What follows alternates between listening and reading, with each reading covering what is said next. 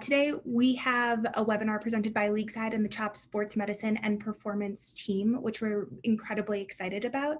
And today's topic for the webinar is really maximizing athletic performance and preventing injury during this pandemic. And there's a couple of different topics that each of our physicians are going to talk about and speak to, which we think will be incredibly valuable for coaches as we specifically navigate returning to play during this pandemic and this time. And so, quick overview of the agenda. First, we're going to have Dr. Vinod speak to post-COVID-19 illness and exposure and athletic concerns as we return to play, and as coaches, we manage and navigate that new experience.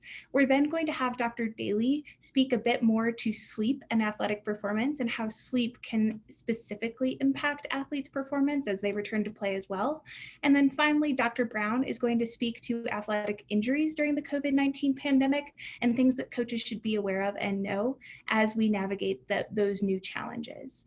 A couple of key things to remember as we go through this webinar. Please remember to keep yourself muted so we minimize any kind of background noise.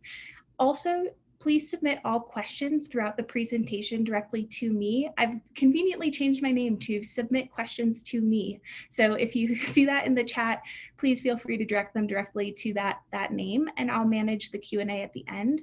What we're going to do is we're going to have all of our presenters present on their individual topics, and then we have 15 minutes or more set aside at the end, specifically to navigate questions about each of these topics. So as you think of them, feel free to chat them to me, and I'll ensure that we ask those of the presenters during the Q&A session to ensure that we have a really productive dialogue and we get all of your questions answered throughout this webinar. So without further ado, what I'm going to do is I'm going to hand it over to Dr. Vinod to specifically talk about the post-COVID-19 illness and exposure and athletic concerns. All right, thank you for having me. Thanks everybody for coming today as well. So I'd like to talk a little bit about today is returning to sports after COVID-19. This is a topic that changes really week to week, day to day. We're learning more about it every day. And really we're, as a sports medicine community, we're really excited that our kids are able to get back to exercise. There was certainly a couple weeks and couple months there that we were really worried about what these kids would be able to do during this virus and during this whole pandemic.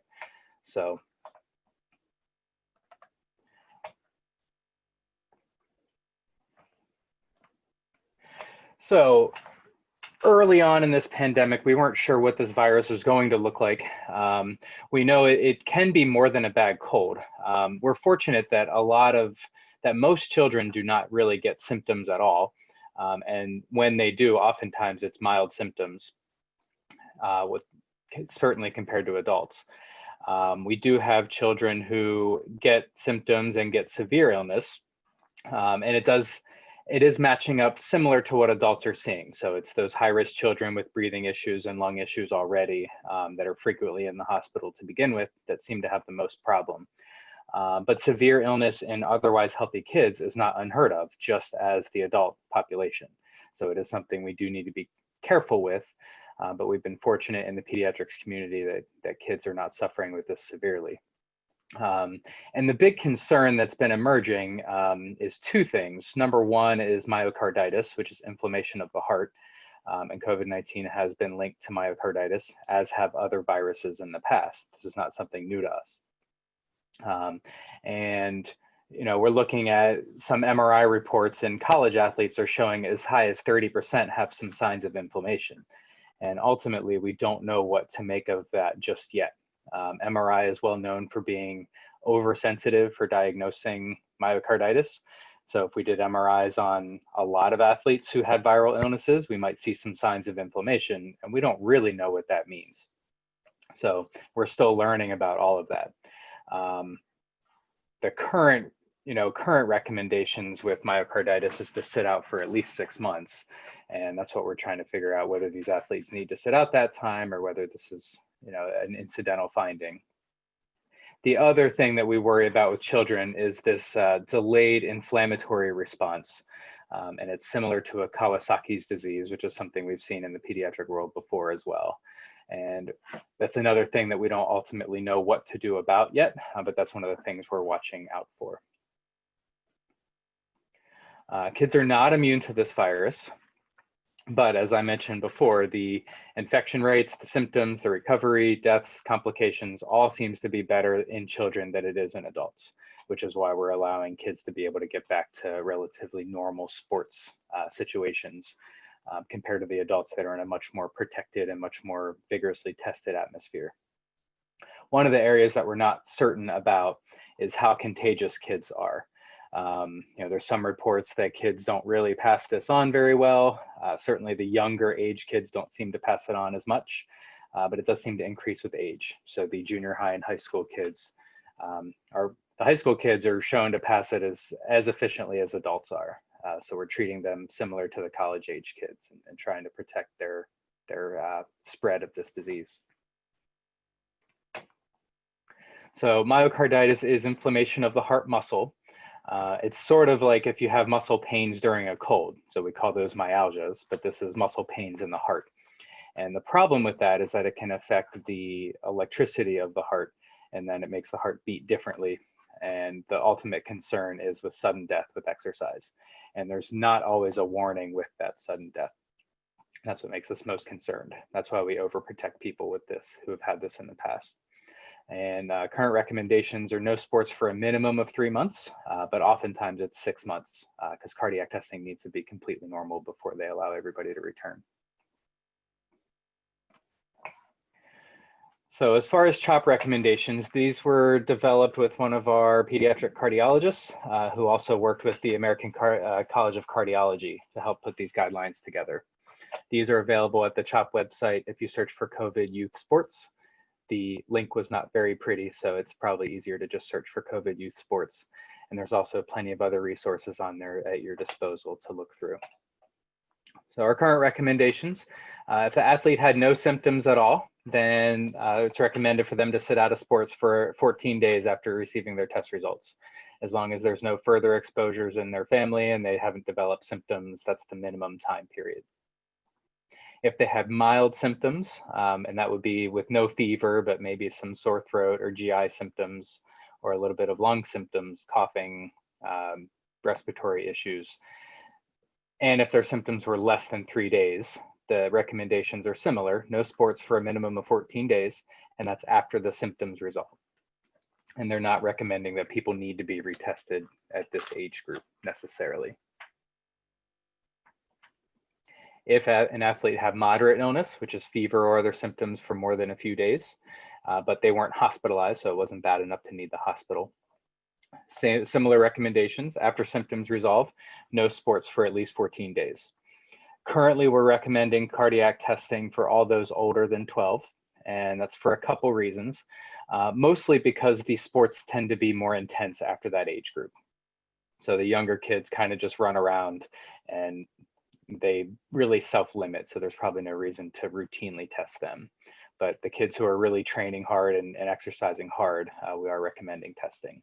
There doesn't appear to be a magic number of 12 as far as complications or more findings on cardiac testing. It's really just the intensity as far as we can tell right now. If the athlete was hospitalized, then we're recommending no sports for at least 14 days after the symptoms resolve, and also with cardiac testing.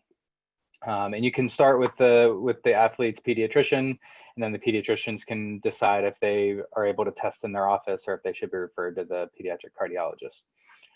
Any hospitalized athletes we're essentially sending to pediatric cardiology as we learn whether they need just EKG and echo, or if they need MRI or what other testing, or even exercise testing to ensure that they can tolerate full workouts.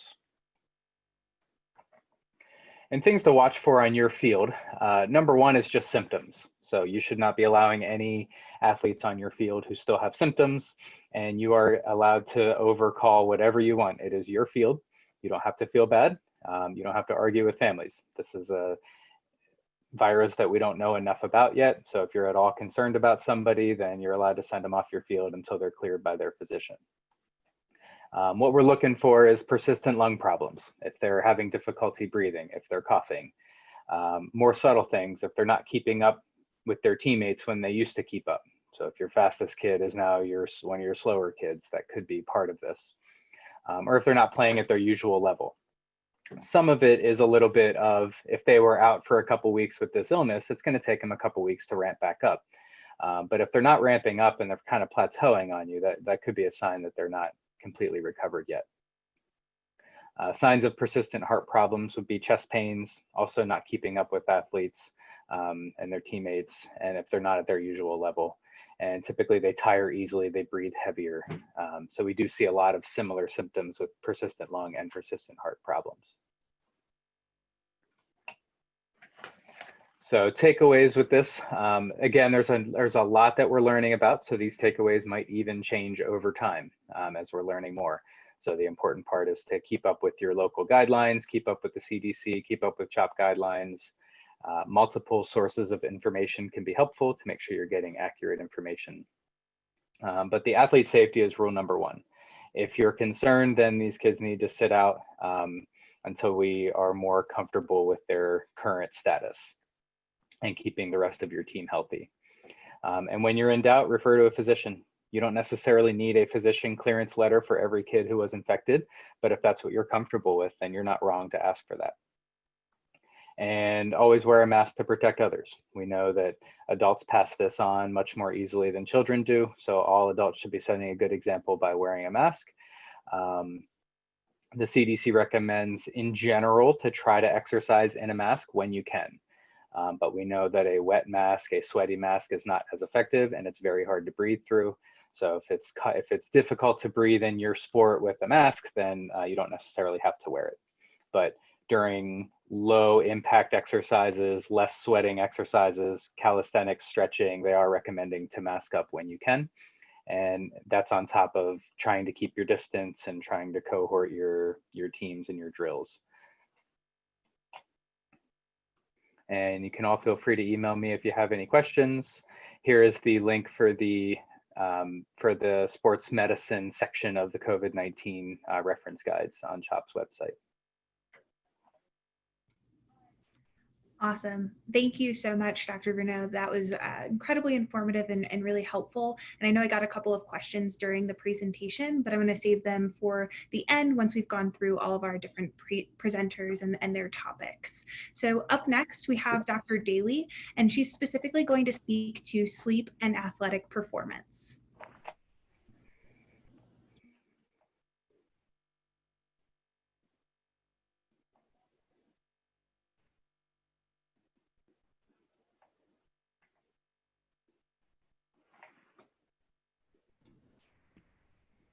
Hi, everyone. So my name is Mary Daly, and I'm going to be talking about sleep and athletic performance. Okay, I don't have any disclosures. And so my talk is a little less COVID focused, but when schedules and routines are disrupted, obviously sleep is affected. And so it's a good time to talk about how important it is. So we'll talk about sleep and how it affects athletic performance, susceptibility to injury, post-injury recovery and rehab, and concussions. So how much sleep is needed? So for school age kids, age 6 to 13, it's recommended that they get 9 to 11 hours of sleep per night. For high school kids, age 14 to 17, they need 8 to 10 hours per night. And for older teenagers and young adults, 18 to 25, they need 7 to 9 hours of sleep. So in general, it's helpful to keep that 8 to 9 hour rule in mind. Recognizing that younger kids need a little bit more. And I'll also just mention here that athletes tend to need sort of closer to the higher end of those ranges. So why does sleep matter? A lack of adequate sleep is obviously associated with sleepiness during the day, even falling asleep during class, inattentiveness, behavioral problems, drowsy driving in teenagers, depressed mood, headaches, and poor performance both in sports and academics. So what gets in the way? The first thing is culture, and this might apply slightly more to older kids and adults, but in our culture, there really is sort of this value placed on being able to perform or being able to get by on fewer hours of sleep. And then training volume or excessive exercise can definitely be detrimental to sleep. And along these lines, demanding schedules can be problematic, especially when you're thinking about things like early morning or late evening practices. Stress and anxiety around competition is always a big one. They've done studies that have shown that even elite athletes still have difficulty sleeping due to anxiety, especially the night before competition, but often the night of competition as well. And lastly, of course, for kids and adolescents, there's academic pressures. So even if they just have a normal school day and a normal afternoon practice, they might end up staying up late studying or finishing up homework. We can't talk about sleep without talking about the impact of technology, especially in today's environment where so many kids are now relying on being on computers all day for school. And that's in addition to the TV and video games and everything else they're doing on their phones.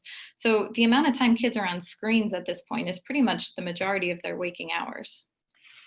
So the blue light from these electronic devices causes suppression of melatonin, which is the hormone that's released in response to darkness, and it's really the body's cue to sleep. So essentially, these devices interfere with the body's internal clock. So this leads to difficulty falling asleep, difficulty staying asleep, and fewer hours of sleep overall. So next we'll talk about how sleep specifically affects athletes. And so this slide is just showing a few quotes from some elite athletes about how important sleep is to them. And LeBron James is on here. I also had his picture on the first slide because he's kind of famous for talking about how he sleeps at least 8 to 9 hours per night and then will take like 3-hour naps in the afternoons before games sometimes. So in terms of sleep and its impact on athletic performance, we know that poor sleep in athletes is associated not only with inferior sports performance overall, but specifically poor flexibility, decreased muscular endurance, decreased ability to learn motor skills, decreased speed, accuracy, and time to exhaustion, delayed reaction time, and impaired judgment. And so considering all of these aspects of performance that are affected by sleep, it makes sense that sleep has an impact on injury risk as well. And multiple studies have been done on this, and they found that adolescents with chronic poor sleep, meaning on average they're sleeping fewer than 8 hours a night, are 1.5 to 2 times more likely to sustain injuries. So this is obviously a huge impact in terms of increased risk of injury. And then not to get too scientific here, but there have been some interesting studies in terms of sleep and how it impacts recovery from injuries, kind of on a cellular or tissue level. So one study showed that an acute lack of sleep in the short term can cause elevations in biomarkers of inflammation, or in other words, these lab values listed here can be elevated in people with a lack of sleep. And so there's some suggestion that with chronic lack of sleep, this probably decreases the opportunity for adequate tissue recovery. So essentially, there's a cumulative damage over time when your body doesn't have a chance to fully recover. And so this is also part of the reason that many believe athletes actually need more sleep than most of their less active peers. In terms of sleep and concussion, we know that pre-injury sleep difficulties can result in significant impairment after concussion. So kids who have difficulties with sleep before they even have a concussion end up having declines in reaction time and verbal memory after their concussion. So essentially, they're just more symptomatic overall. And of course, we know that sleep impairments, difficulty falling asleep, or sleeping too much sometimes, or just fatigue or drowsiness can all be symptoms of concussion. So kids who have trouble sleeping before the concussion, typically these symptoms are even worse. So now we'll talk about healthy sleep habits and how to really optimize performance and recovery. This is probably one of the most important parts of this talk. So these are really the key tenets of sleep hygiene, which are ways to help ensure we're getting adequate sleep. The first is to have a healthy sleep environment. So it should be cool. Generally, we say about 67 to 70 degrees, and dark without electronic devices and without any ambient light or noise if possible. Next, it really helps to have consistent sleep and wake times and a bedtime routine. And so these two really kind of go together, but essentially it helps to aim to go to bed and wake up at the same times every day, even on the weekends if you can. And having a bedtime routine helps to basically train your body to know that it's time to sleep. So this can be different for everyone, but it could be that at 9 o'clock you brush your teeth and then you read for half an hour and then you go to sleep. But when you do the same thing over and over every night, your body essentially learns that pattern and it can help people fall asleep more easily. So this can be especially important for people who travel a lot, or in kids who split their time between households, or just in general when people have shifting routines. So even in different settings or different situations, if you maintain those core aspects of your routine, it can help you fall asleep. And then in general, it's recommended that we avoid electronic devices for at least an hour before bed. We obviously avoid alcohol and nicotine and try to limit caffeine to the morning hours. So typically we recommend that you limit caffeine to no closer than 6 to 8 hours before bed. So if bed is 9 or 10, then you shouldn't have caffeine after 2 or 3 in the afternoon. Next, it's recommended that you don't go to bed until you're tired. And the main reason for this is that the bed should be for sleeping. In other words, you don't want to go to bed and lay there awake for 2 hours. So in that case, it'd be better to get up out of bed and try to do something relaxing and then go back to bed when you feel tired. The key here, though, is that you're really not using the bed as a place to watch TV or use the computer or other things like that. Now, of course, it can be kind of tricky to balance some of these recommendations in kids. For example, if we say they should have this consistent routine, yet they shouldn't go to bed unless they're tired. For kids, I would say it's more important to have the consistency. And you can try to incorporate things like relaxation techniques to help their body eventually learn to fall asleep at an appropriate time. So in terms of managing technology, we know that limiting overall daily screen time can help improve sleep issues, but given how incredibly challenging that is in the current environment, it's reasonable to focus more on restricting use right before bed, because that can play a key role in helping kids fall asleep faster and really improve sleep quality overall. So some people talk about a digital curfew, just having a hard cutoff of, say, no phones after 8 p.m. or whatever time works for your household. Or some people have a tech-free bedroom policy, meaning that there's just no phones or iPads allowed in the room. There's no TV in the room at all. So what about naps? I mentioned that LeBron likes to take really long naps before games, but for most kids and adolescents, really a short 20 to 30-minute nap before practice or games can be helpful, and there's nothing wrong with doing that. Again, we know that athletes probably require more sleep just for their day-to-day recovery than some other kids. So if they're tired before practice or a game, it'd be preferable to have them take a short nap rather than practicing tired, and again, putting themselves at risk of injury. Outside of those short pre-game or pre-practice naps, athletes who are having any trouble sleeping at night should try to avoid naps when possible. So the thing with that is you just don't want the naps to then result in them staying up later. So what can we do? The schedule is really a big piece of the puzzle that we at least have some control over. We know that adolescents in particular have a naturally delayed sleep phase. So their body's internal clock causes them to fall asleep later and wake up later. But because of the way that the world is and how schedules work, they're still falling asleep later, but then they often have to still wake up really early. So it shouldn't surprise us that only about 25% of adolescents are actually getting the sleep that they need. But along these lines, avoiding really early morning practices, especially like before school hours, is definitely something we can do to help foster healthy sleep. And similarly, avoiding late evening practices just because they can sometimes interfere with a healthy bedtime routine. Next, you want to discourage caffeine use and energy drinks, especially in athletes, as much as possible. And take the opportunity to really talk about sleep habits with athletes and parents. Just like we talk about nutrition and exercise, it's really important to have these conversations with them so that they come to recognize sleep as something that they really need to prioritize. And then lastly, you can look for signs of fatigue. So if you're noticing an athlete looks tired or noticing they have slower reaction time or just not performing as well, or showing any of the signs that we talked about that can be affected by poor sleep, like decreased speed, flexibility, accuracy, or you might even notice that they're irritable or depressed. So these are all signs that they might just not be getting enough sleep, in which case you might just check in with that athlete or their parents. So I included this here just to talk quickly about what's called cognitive behavioral therapy for insomnia, or CBTI. So this is essentially a formal mode of therapy that's been proven effective for insomnia. But I don't put it here to tell anybody to, run out and get therapy. But really, it has this long, fancy name. And essentially, it's just made up of all these simple things that we can really all implement on our own. So the first big thing with this type of therapy is sleep hygiene. So those are all the things that we talked about already, like having a cool, dark sleep environment, a bedtime routine, etc. Next is incorporation of relaxation techniques, which I'll talk a little bit more about in a minute. Stimulus control, which is basically, in this case, like avoiding devices in the bedroom. And the last thing is they talk about a sleep diary. So in other words, this is just the recommendation that you keep track of what time you're going to bed and waking up, whether you're maybe waking up during the night, if you're on any medications or drinking caffeine, or other sort of aspects of your day, with the idea that when you look back after a week or two, you can try to notice any patterns. So right after I told you that it might not be ideal to have electronic devices in the bedroom at all, I'm also going to tell you how they can potentially be helpful. These two apps, this one is Calm and this one is Headspace. These are both essentially meditation and relaxation apps. I believe they're both free, and Calm is probably the more popular one.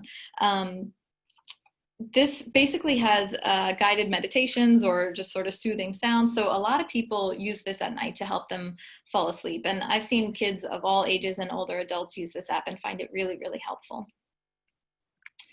And then this is another free app that's actually really great. So this can be used, it's called Sleep Cycle. It can be used as an alarm clock, and it also tracks your sleep. So essentially it tracks your sleep cycles. So we go from being awake to a lighter sleep to a really deep sleep and kind of go through these cycles over the course of the night.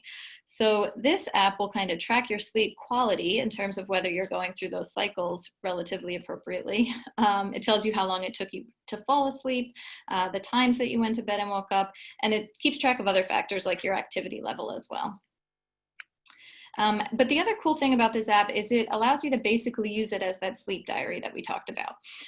So you completely customize it, and you can sort of keep track of, say, okay, I had practice today, or today was a game day, or whether you had caffeine or not, or anything else you want to track. And then when you look back after any amount of time, it can tell you which things are beneficial for your sleep quality and which things are potentially detrimental for your sleep quality. So it can be really helpful rather than trying to kind of keep track and write things down in a diary every day. And it's free. And then these are just some resources. These websites are all reliable resources if you are looking for tips or just have general questions about sleep. And that's all I have. Great. Thank you so much, Dr. Daly. That was incredibly informative. I know that I personally use Sleep Cycle, so it was fun to hear your endorsement for that. And it's really helped me a lot as well.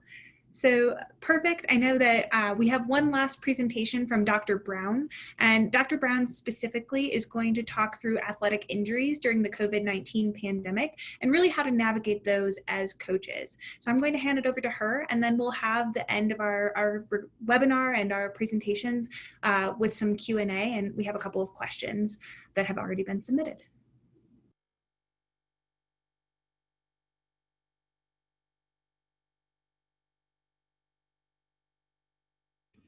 Okay, hi guys. Thanks for joining us today. So I'm going to be talking about athletic injuries, specifically during the last 6 months or so, and also some other things just in terms of overview for CHOP, in particular for seeing athletic injuries. So general advice that we've been talking about in terms of how we are basically telling athletes, especially early on in COVID, try that again, sorry. So in general, 60 minutes a day for activity and 30 minutes a day for adults is the minimal goal for activity. And a lot of people in the beginning of the pandemic were barely getting any of that. And so the issue that we've been seeing is trying to motivate kids early on and then trying to slow them down recently. So as everyone knows, it's been different wherever you live. Some people are open fully, some schools are shut down still. It's really varying depending on where you're coming from, and I don't know where everyone is coaching from who's on this talk. So I'm just talking in general terms. Mentioned motivation. Again, some kids are like, what's the point of exercising? What's the point of getting up if you can't be on your team? And so it's been a little bit challenging, especially in the beginning of the pandemic, of how to get people up and about. And there's some people have anxiety more so than others in terms of, is it safe to go outside? How does it feel to exercise with a mask? Hand hygiene, not sharing equipment. I think everyone is pretty much good with this at this point in terms of how we're feeling and for what we're recommending. But again, as Dr. Verneau mentioned, not everyone is great at using their masks or doing everything. And so as a coach, it's just really being on top of the kids saying, okay, let's take a break. Let's, everyone go wash their hands, making sure everyone has their own water bottles. One thing I want to mention, I'll get into this in a minute, is posture awareness, as I'm probably sitting with terrible posture, as we all probably are on our computers, is that kids a lot of them are still doing virtual distance learning, and their posture is terrible, and that might put them at increased risk of having some upper back issues, pain that may not even be related to their sport, but related to the fact that we're doing distance learning. So early in the pandemic, I mentioned a little bit, we were in the red phase when it first started, and there was a Fitbit study that looked at decreased activity nationally, and everyone had decreased steps taken.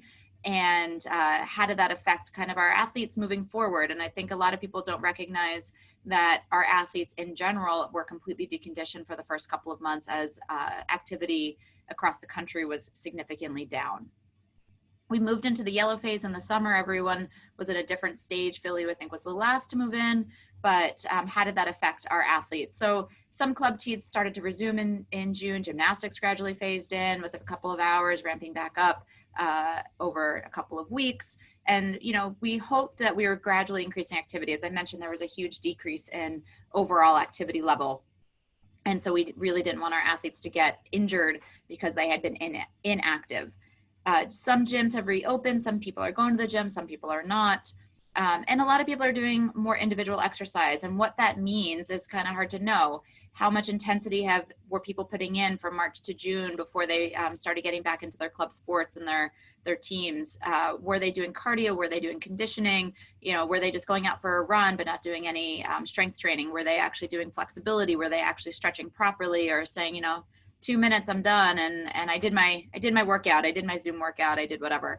I just had a patient today in the office who's back to dance, but it's all virtual. And so she's dancing 15 hours a week, but on tile or a hardwood floor. And how does that affect your injury patterns to your feet because of the fact that you're not on traditional marley flooring for dancers? So we're in the fall where, things are open, we're doing more, people are feeling more comfortable. Some schools are in person, some schools are not. I mentioned before, the less movement with virtual, you're going from the computer, maybe taking a 2-minute, break and getting back on the computer versus going from class to class and actually moving your body. This posture, so here's just a diagram that I found on the internet of this poor posture, kind of bad positioning for everything. And you can just see the strain on the neck that can be put on there from sitting in this slouch position, and how is that affecting our athletes? Many school sports have resumed, but some have not. Some are only doing team play or in conditioning, and they're not actually playing. I know the Catholic leagues the diocese said that they're not going to do any competition this fall. Some people, though, are like, okay, I got to do this. I'm playing on multiple teams now because everything's open, and I got to get everything in that I missed out on the last 6 months. And they may not be telling you everything that they're doing. The kids are so desperate to play right now. They didn't get to play all spring. A lot of people weren't able to play early in the summer, and they are just so desperate to play as much as they can, and so disappointed if they are getting injured. So we need to really be sure that we are protecting our athletes so they can have that psychological aspect that they need during this pandemic. So COVID-19 regulations, Dr. Verneau already mentioned this, so I'm not going to go into this, but there is a specific guideline as well for coaches. The link, as Dr. Verneau said, is very long, so Google COVID-19 CHOP, and this is on there as well, specific for coaches. So if you have any questions or anything like that, you can go look at that with a lot of questions that you may have are available that some of our partners have put together. So getting back to return to sport. Are we focusing on competition this fall, or are we focusing on performance? And I would hope that we're really focusing on performance. Competition is not normal. 2020 should just be thrown out the window and just say, well, don't worry about what our record is this year. Just worry about how our athletes are doing and how they're actually performing.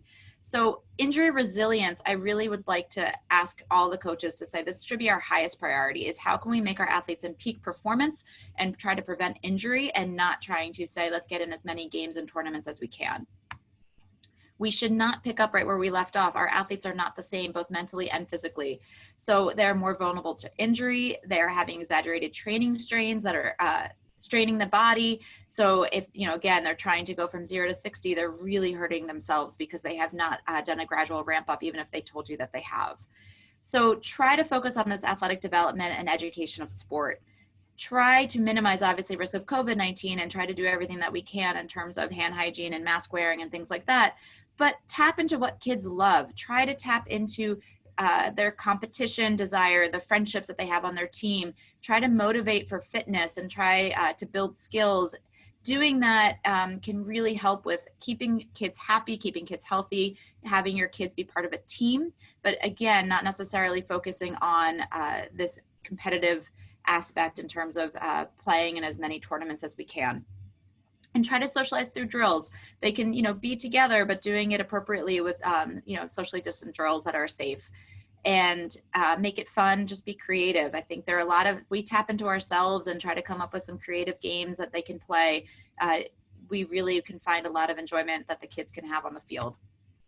So this is something that's coming from our policy statement that's available on the CHOP website. And again, during the preseason, we were probably in this small group training with a subset of teams, hoping that our kids, our athletes, did the individual training team and kind of built themselves up to the point where we build up to games.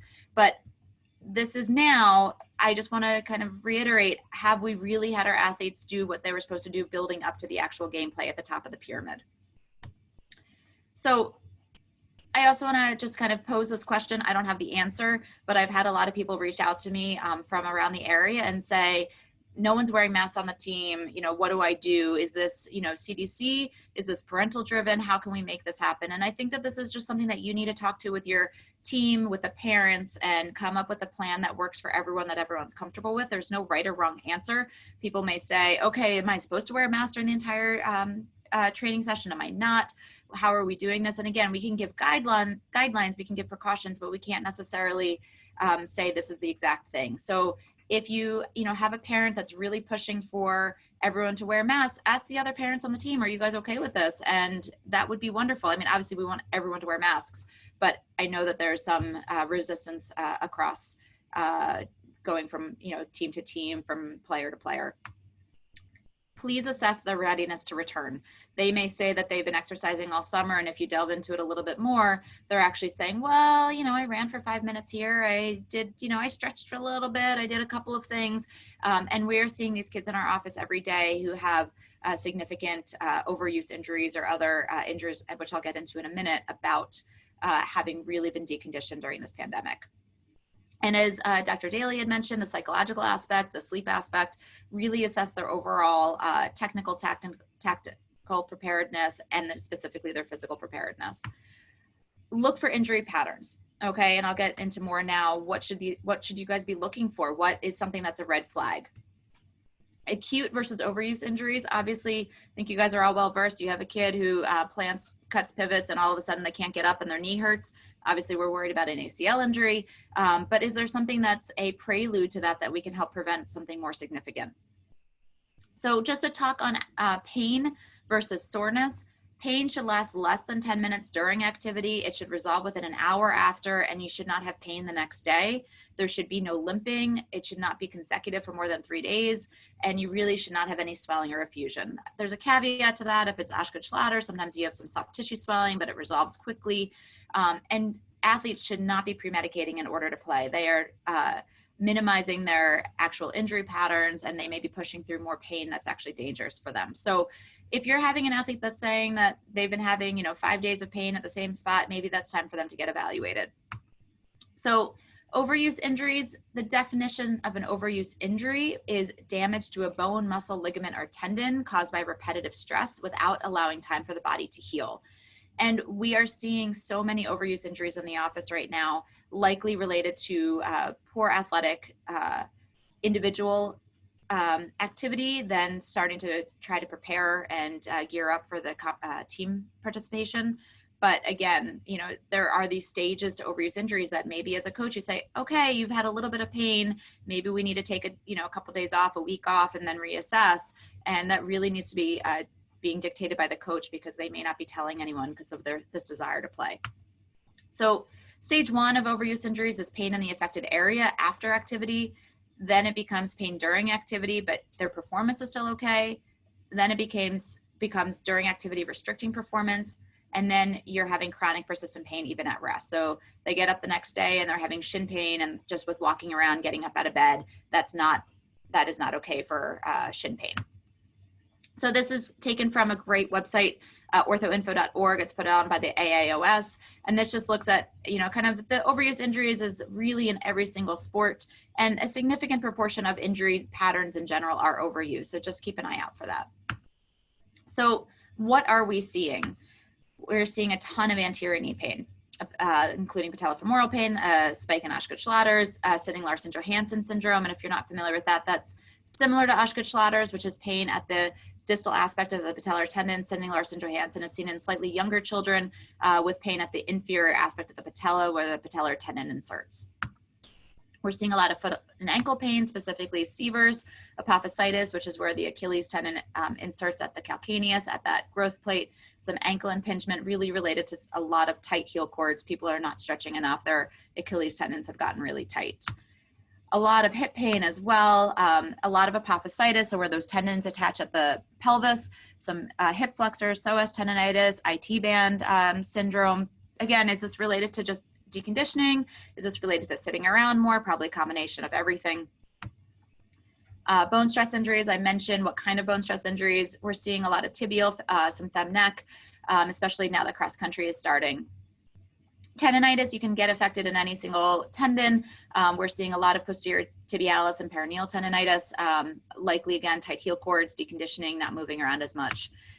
We are seeing some uptick in ACL tears. I don't have specific data for you on that, but I am seeing a lot of non-contact ACL injuries. Dr. Verneau could probably speak to that as well. Our surgeon partners are incredibly busy right now, and this is likely due to weak hip core muscles, and they are just planting and having non-contact ACL injuries.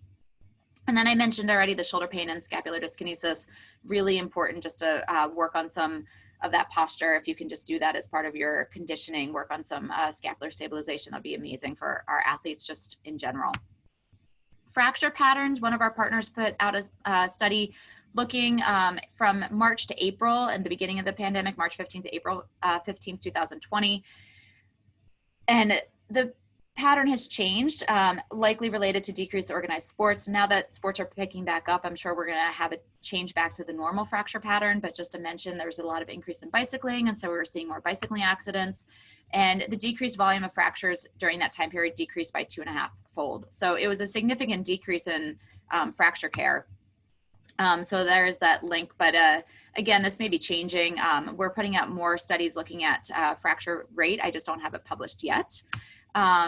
Just to highlight, I'm sure a lot of you are familiar with this, but there are injury prevention programs. CHOP has one specifically. If you Google CHOP Ready, Set, Prevent, you can come up with some great exercises, pre-practice warm-up routines. It takes about 15 minutes to do. The link is right there. For soccer athletes, there's the FIFA 11 Plus program. And then there's one that is more for adults, Remain in the Game, a joint effort. And again, these are just some good videos that if you need some extra distance programs for your athletes to do at home, these are some great programs, or you can have them do it as part of your routine on the field. So just a 2-second talk on, is it safe to come to CHOP? Our experts at CHOP have put out a little video in case your athletes say, I really don't want to go in, I don't feel comfortable, just tell me what to do. I would really encourage you to have your athletes come in. Again, we're seeing a lot of delay in care because of the pandemic, which is making it a little bit more challenging, and their pain is lasting a little longer because they are delaying their care. So we are open 5 days. We are in 6 different locations, downtown at the Burger Center, King of Prussia, Chalfont, Brandywine Valley, Virtua, and Princeton. There's someone in that office pretty much every day of the week that is one of either our primary care sports physicians or our surgical partners. We do have telemedicine available, so if someone is really uncomfortable, we did this for the first 7 weeks of the pandemic. It is interesting to do orthopedics on telemedicine. We can do it a little easier for our concussion athletes than for our kids that have knee pain, but if people are really adverse to coming in, then I would encourage them to at least have a telemedicine evaluation. We are doing COVID-19 testing for every surgery as well. They get it within 48 hours of their surgery, so everything is very safe. We've seen very few COVID-19 cases at CHOP in general.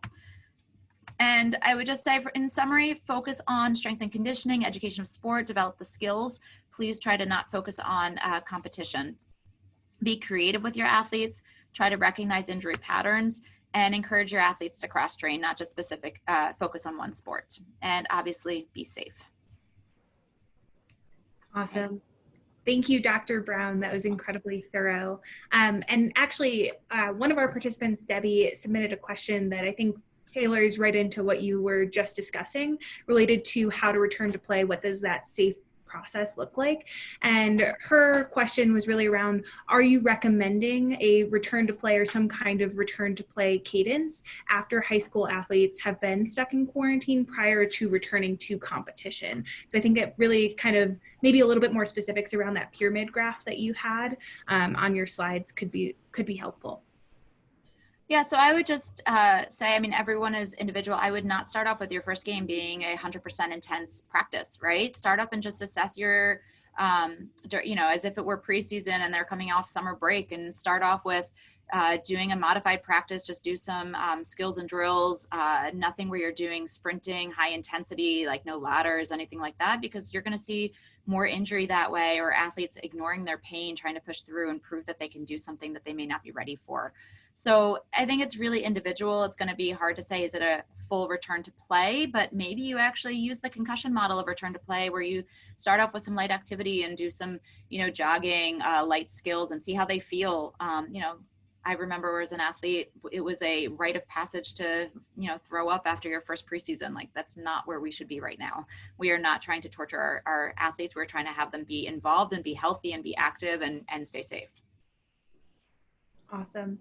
And I feel like this could be a great tag team between Dr. Brown and Dr. Bruneau. But another question that we had is, as a club, athletes' temperatures are being taken before each practice and game. And is fever still considered a good indicator for a potential infection among young athletes?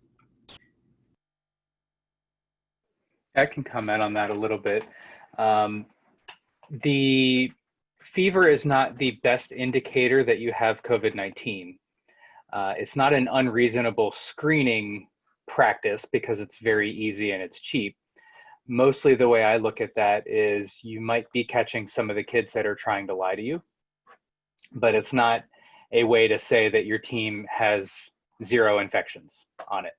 So it's not a safety measure, in meaning that you don't have to distance, you don't have to wear masks, that everybody's fine.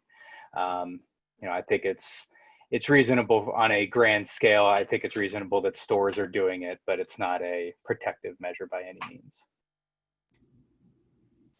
I will say on that Penn Medicine, who had been screening all of their employees and anyone walking to the building, just got away from temperature screening for that exact reason. It's just not, it's not great, and it's not a very resourceful tool.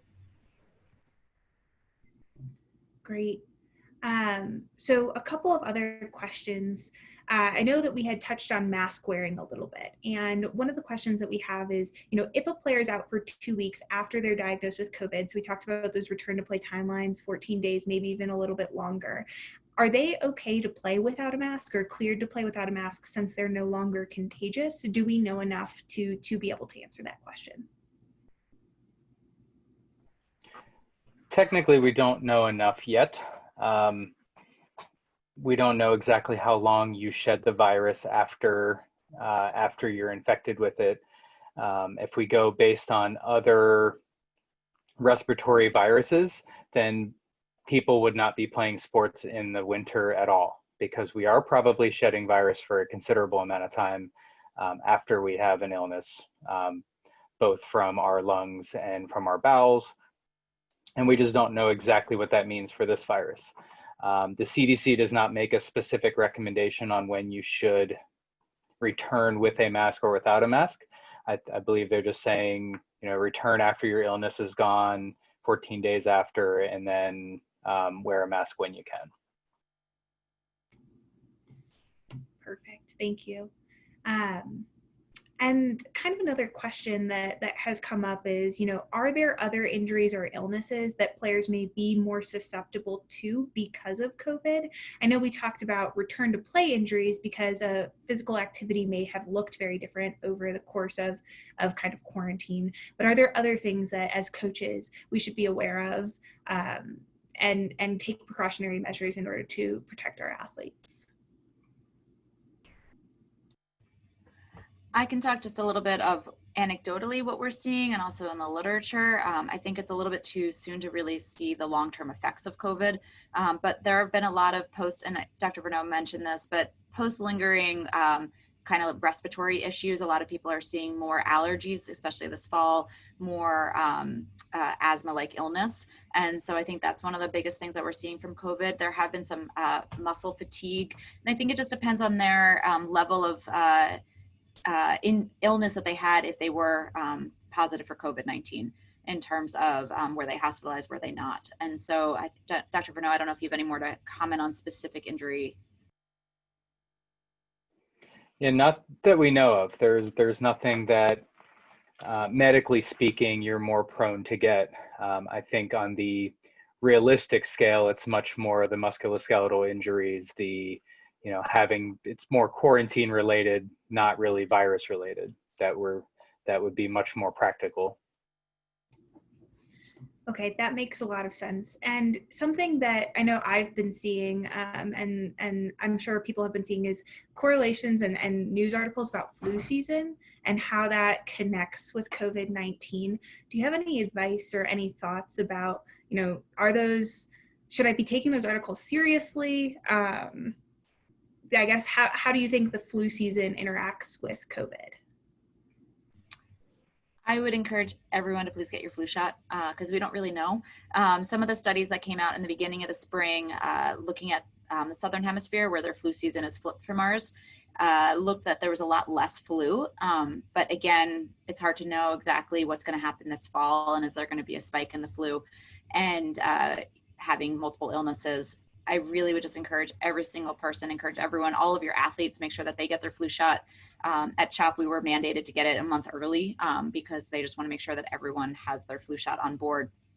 So all the, plug in just like any of the pharmacies are doing it, go to your primary care doctor, but I would definitely get that. And then maybe we'll see less of it because we are doing better hand washing and better mask wear and stuff. And so maybe there will be a decrease in flu, but let's not take any chances. The big concern with both viruses together is really that we're going to be inside more due to the cold. And we know that COVID spreads a lot more indoors than it does outdoors, and particularly in poorly ventilated areas. The flu virus is well known to be aerosolized, which is why it rips through the population every year. And the things that we know that help prevent that are the things that we're trying to do to prevent COVID too. So washing your hands and staying distanced and not coming to work when you're sick and all those things that hopefully we're good at now. So I'm hoping we will see less, but being inside and being sick of quarantine and wanting to go out to restaurants more and things, I think are going to be high risk factors for the two together. That makes a lot of sense. So kind of going back a little bit to the screenings, I know we talked about temperature not being as great of a way to potentially screen athletes. What would be one of the best ways to handle screening before practices or games, as there's always the potential for people not being responsible without some level of oversight? And this question comes from Tommy. So Tommy, I think that's a very good question with a very hard answer because we have to really be reliant on our athletes being honest. We can't really use temperature checks reliably, as we already said.